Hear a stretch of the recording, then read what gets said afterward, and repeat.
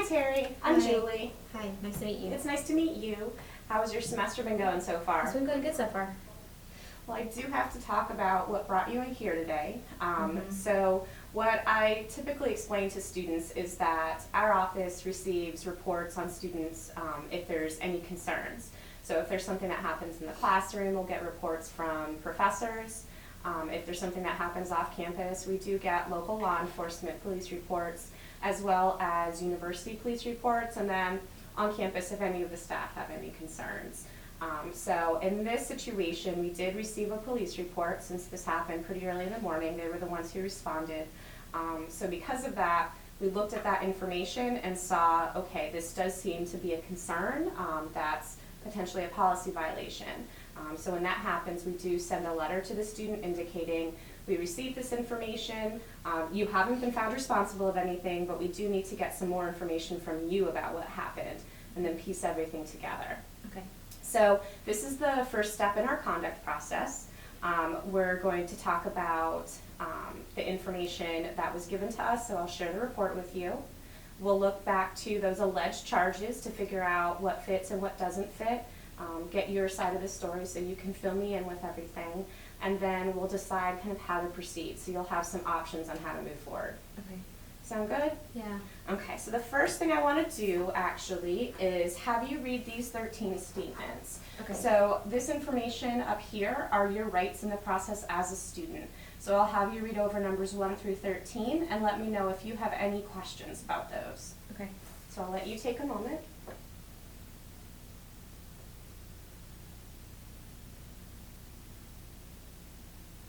Okay. Do you have any questions for me? Mm-mm. Okay. So just so you know, these rights start today and they follow you throughout our entire process. Okay.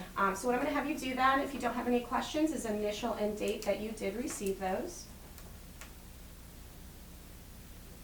Okay. So let's take a look at the report. Like I said, I'm going to share that with you.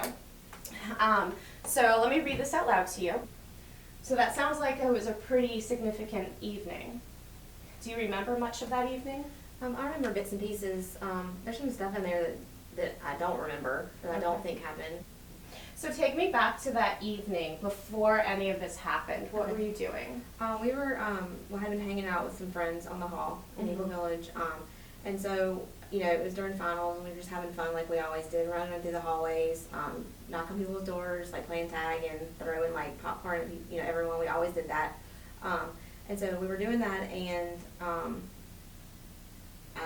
we had alcohol, and so I cut my foot, and then we decided, I had to go to the hospital.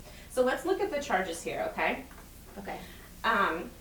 There are 4 charges, and like I said, these are alleged. You haven't been found responsible of anything right now. Okay. So when we get this report, we see that there's broken glass, there's reports of people with high BACs who are underage, so there's a question about the alcohol possession and use. The damage, destruction of property is due to the fact that there was a broken window. Disorderly conduct, because the question then becomes, well, how did that happen? Why was the window broken? Were people doing things that they weren't supposed to in the hallway that caused that? And then joint responsibility means that basically there's more than one person who was involved in this incident, so the question is whether or not people were breaking rules together, thereby assuming responsibility for each other's behavior. Okay. So it sounds to me like you're saying, yes, I was drinking, but there's a question about the damage to the property and how that happened. Yeah. I'm going to be honest with you. I've talked with the other 2 individuals in this case already, and their account lines up with what's written in the report that they saw you break the window. So that makes me think that, when it comes to what's more likely, we look at things as what's 51% likely. And in this case, that 51% is leaning towards that you did break the window. That would kind of be where my mindset goes, and then the joint responsibility is there was more than one person, so were you doing something to break the rules with others? What I'm going to have you do is you have the opportunity to respond to these charges with whether you feel yes, you did do something to violate those policies, no, you feel that you did not violate those policies, Or you can say no comment, which means I'm not saying yes, I'm not saying no, and that doesn't count against you. Do you feel comfortable answering these questions right now? Yeah. Okay. Well, then I'll let you take a moment and respond to these, and then we'll talk about how to move forward. So it looks like you are taking responsibility for the alcohol, not for the damage, destruction of property, or for the disorderly conduct, but you are taking responsibility for joint responsibility. Now let me ask you this, in terms of sanctions, which is what we call consequences, Okay. we do have a 3-strike policy. Are you aware of what that policy is? No. So with the 3-strike policy, that applies only to alcohol, and that means there's a first, second, and third chance. So with that first strike, that first chance, students are required to take an alcohol class, which you would take on our campus. There is a fee and a fine associated with that class and the alcohol violation, and that's $150, so there's a financial piece. We do notify parents of alcohol policy violations, but we do that at the end of the case, once a student has closed their case. And then there's 3 months of disciplinary probation. Disciplinary probation is not academics. It doesn't affect your grades or your transcript. It's a status through our office that means we don't want to see your name pop up, especially during those 3 months, or you'd be facing something more severe like suspension. Do you have questions for me about the first strike? No. Okay. Now, I disagree in terms of the damage, destruction of property, and the disorderly conduct. I feel that from what the report says and what your friends say, that you did do something to break that window.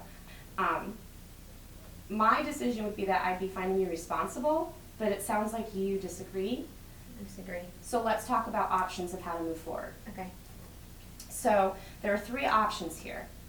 If you take my decision today, doesn't mean you have to agree with my outcomes, but if you agree to the consequences, then we'd close the case today and you'd be responsible for those sanctions. Okay. If you disagree with what I'm saying and you're like, no, I feel I am not responsible for those 2 charges and I don't want that to go on my record, then you can take a formal hearing.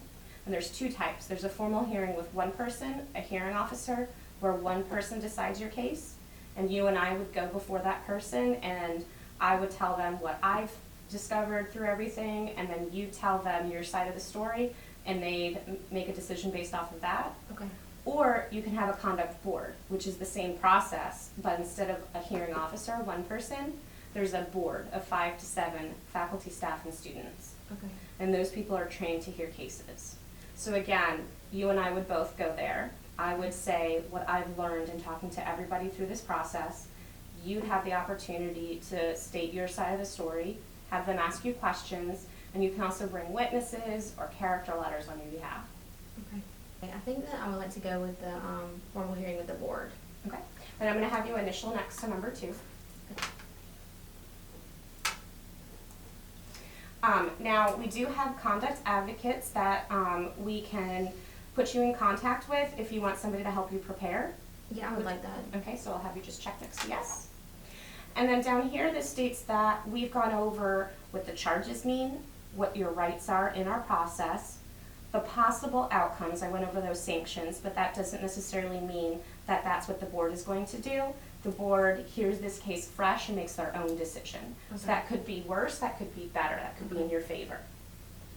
And that you did have a choice of options for hearing your case. Okay. So I would have you initial here, Mm-hmm. sign and date. And then I'm going to have you leave me your schedule, and I'm going to arrange a time in the next week or 2 for a conduct board. Okay. And then I will confirm that date with you. Well, thank you. It You're was nice welcome. meeting you. It was nice to meet you too.